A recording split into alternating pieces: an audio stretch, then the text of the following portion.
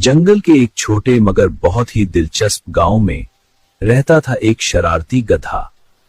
वो गधा न सिर्फ बहुत दोस्ताना नजर आता था बल्कि अपने दोस्तों के साथ खेल खेलने में भी माहिर था।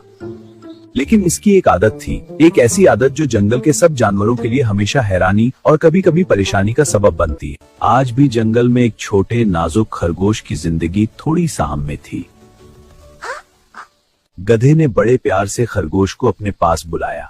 कुछ देर तक उससे इधर उधर की बातें करता रहा और फिर उसे गाफिल पाते ही एक जोरदार लात मार दी।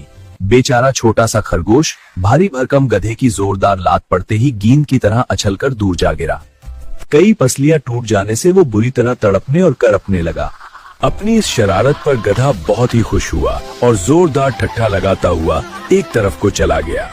गधे की ये शरारती आदत बहुत पुरानी थी। वो खड़े खड़े बुला वजह किसी को भी लात मार देता था।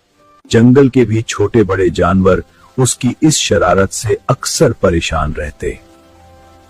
कुछ बुजुर्ग और जहांदीदा गधों ने कई बार समझाया भी, लेकिन वो अपनी हरकतों से बाज नहीं आया।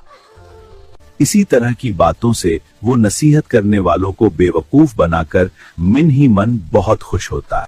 इसकी ये याराना मुस्कुराहट भरी बातों से वो इसकी शरारत को ताड़ जाते और समझाते। बरखुदार, रिश्ते में हम तुम्हारे बाप हैं। अपनी नाराजगी का इजहार करने के लिए लात मारना हमारी फितरत है, लेकिन बिला वजह किसी को भी लात मार देना शरारत है, बुरी आदत है। बुरी आदत है।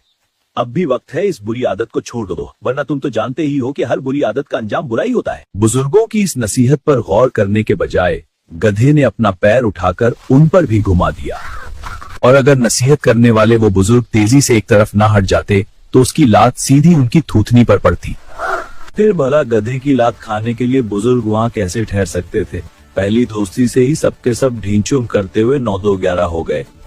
एक दिन गधे ने एक लोमड़ी को देखकर बड़े प्यार से कहा, आओ बहन, मेरे पास आओ, बहुत दिनों बाद मिले, थोड़ी देर प्यार भरी बातें करेंगे। लोमड़ी आखिर लोमड़ी थी, होशियारो दिमागदार, उसकी मकारी में भला कैसे आती।